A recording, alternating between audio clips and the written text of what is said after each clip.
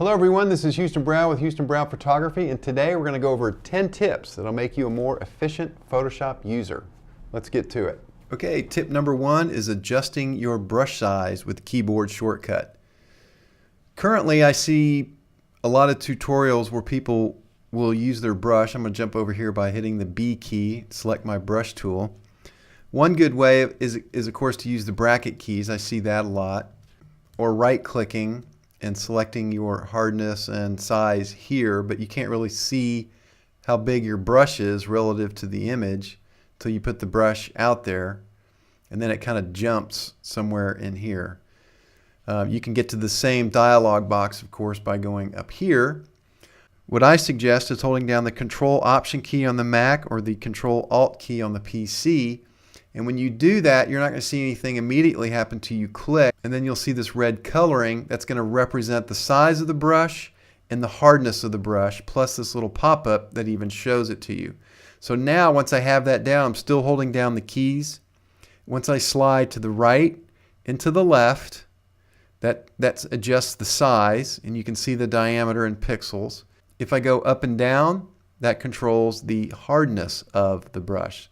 So a super convenient way to control your brush size. Tip number two, using pen pressure to adjust the size of your brush. Now this does require a tablet. If you've got a mouse or a trackpad, this isn't going to work. But first of all, we have to go into our brush panel. So I'm just going to hit F5, which is going to bring up our brush panel. And I'm going to go in here into Shape Dynamics, and you can see I already have pen pressure selected, but its default setting, depending on what brush you actually have selected, is going to be off. You'll notice down here this is just the size of the current diameter of the brush. But if I go in here and I select pen pressure, you'll see now it has the little tip on each end. That's to show you that it's pressure sensitive. So let's close this. And now if I just put a little bit of pressure to paint, you see that the brush width is very narrow. The more pressure I put as I draw here, the thicker this brush is getting. And now it's light because of the opacity of this layer.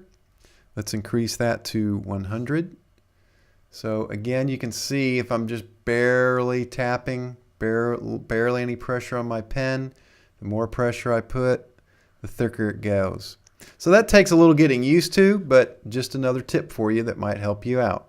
Let's get rid of this and move on to tip number three, is renaming your layers with the keyboard shortcut. A lot of people will go over here and double tap in here to rename this, which is fine. So to rename the layer, all I have to hit is Command /. That's going to highlight the layer name. Again, I can type in the name of the layer.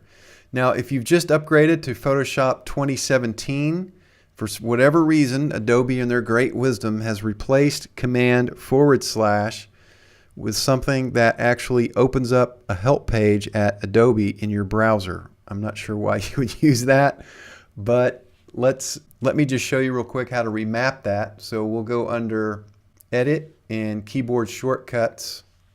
Make sure that you're on Keyboard Shortcuts up here and Application menus here. We're going to go down to Layer, and we're looking for Rename Layer, which is right here. And on mine's already mapped, but yours is probably going to be blank. So put in Command / or any other keyboard shortcut that you prefer. So you'll have that handy at your fingertips. I'm going to cancel that. Tip number four, using the rectangular marquee tool to make a selection. As you can see here in this shot, the bathroom is lit up, but originally you can see this mask over here. I'm just going to make this, fill that with black so you can see the bathroom was dark, so I need to punch a hole through this mask so you can see the lit bathroom. So I'll see a lot of people use the polygonal lasso tool, which is a great tool to use. And maybe you will or won't find this faster or not. But if you're using the polygonal lasso tool, it's not terribly accurate. And then as you're drawing with it, if you hit too many clicks, this is a sub tip for you. If you go too far and you accidentally put click down where you didn't want to, you can hit the backspace key to start backing up the selections. So that's a nice little sub tip there for you. But instead of using the polygonal lasso tool, if you go to the marquee tool and you'll start up here in the left-hand corner of this doorway, let's say we want to outline this doorway, and I'm going to draw down here to the right-hand corner. So you always go, pick one of the two corners and go to each corner. Then hit Command-Shift-T or Control-Shift-T on the PC. Then as I put my cursor over this corner, if I hold down the Command key or Control key on the PC, you'll notice my cursor turns to this white arrow. Now I can click on this corner and put it right where I want it. Do the same thing in this corner.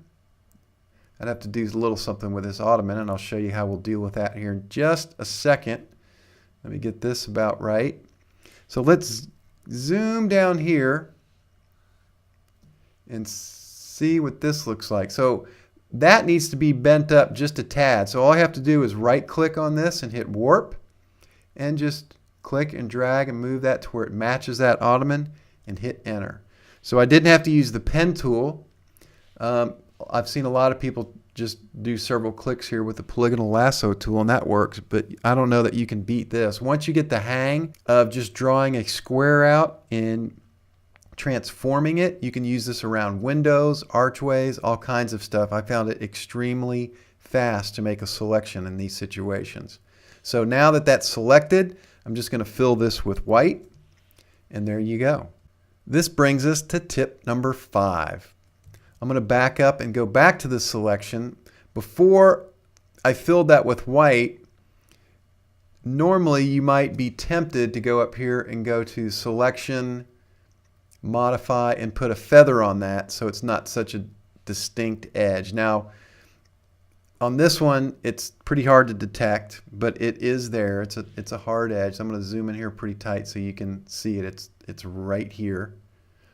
But if you wanted to soften that, instead of using the feather, if you'll go over here to your mask, look over here in your properties panel, you can go right here into your feather and adjust the feather right here and actually see it live, as opposed to doing the destructive feather underneath selection.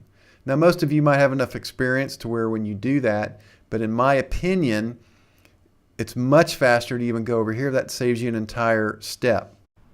Tip number 6, using the number keys to adjust your opacity on both the layers and your brush tool.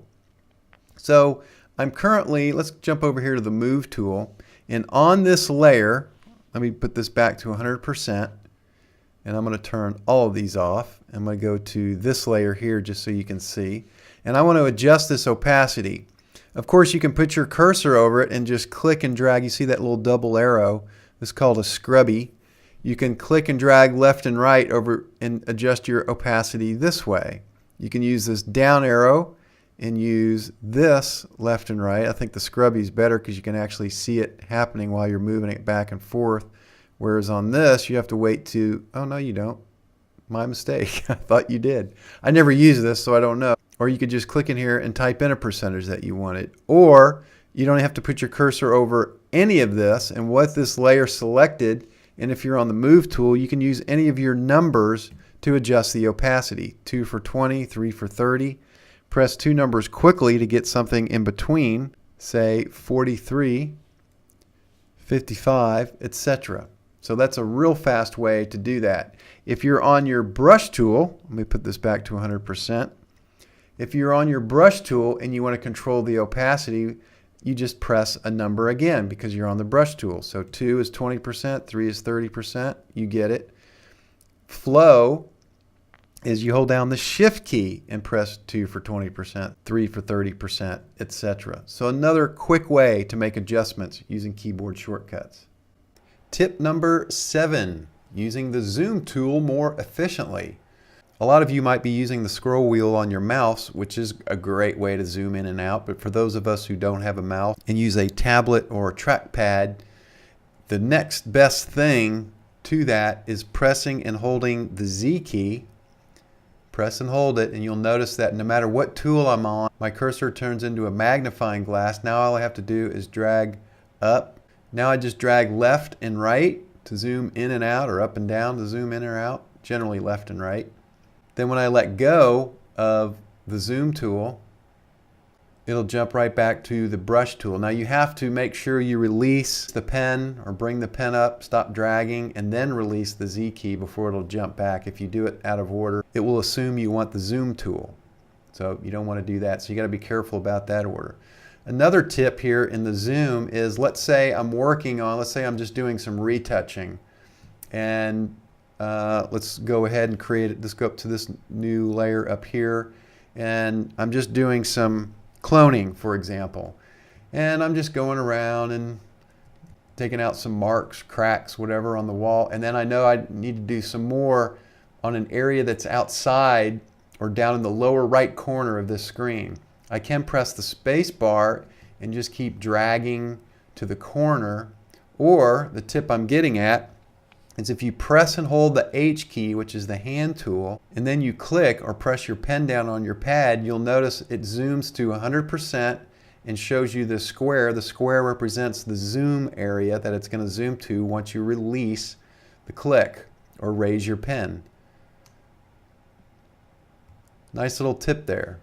Quickly and easily get around the image without having to drag the image back and forth, especially if you're zoomed in real tight. Tip number 8, using the pen tool to make a selection. I know many of you hate the pen tool, but this is probably the easiest way you can use the pen tool, and I'll just show you why real quick. I'm going to zoom in. Let's just say we wanted to select this area around the window. Well, I could use the polygonal lasso tool very easily, and that's definitely an option. But the pen tool, how I use the pen tool is I don't have to be real accurate as to where I drop this first mark. I just want to be close. And as I'm using the pen tool, I keep my left hand on the arrow keys, because when I just placed this anchor point down, I can use the arrow tools to finely tune where I want that point to be. So then I come back over here, say for example, and I click in this corner.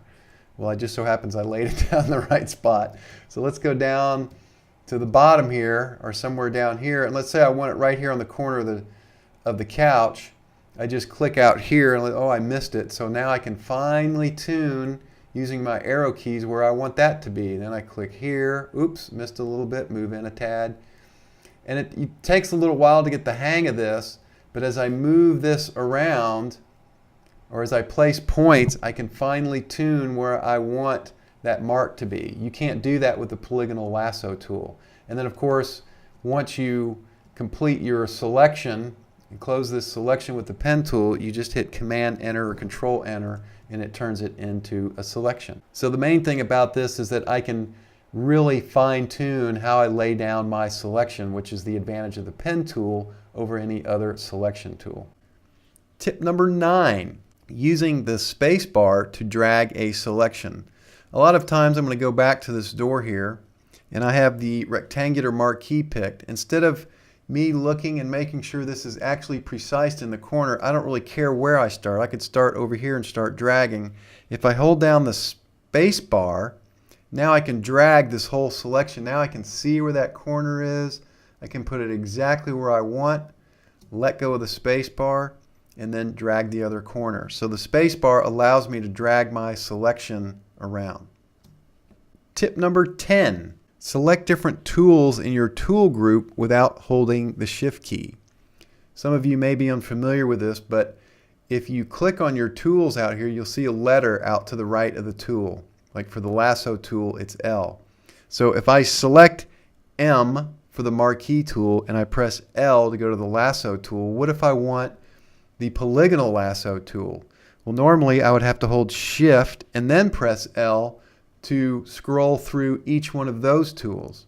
But if you turn the Shift key off in Preferences, you can just press the L key by itself, which is a lot faster. So we want to go under Preferences, go to Tools, and then right here at this box is going to say Use Shift key for tool switch. This is usually checked by default. If it is, I recommend you uncheck it, and then you can easily toggle through your tools.